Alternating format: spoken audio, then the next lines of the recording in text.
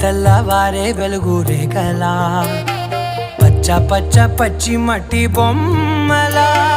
అల్లి బిల్లి వెన్న పాల నురగలా అచ్చ తెలుగు ఇంటి పూల కొమ్మలా దేవదేవుడే పంపగా ఇలా దేవతే మా ఇంట అడుగే పెట్టెనంట బ్రహ్మ కళ్ళలో కాంతులే మా అమ్మలా మా కోసం మళ్ళీ లాలి పాడేనంట.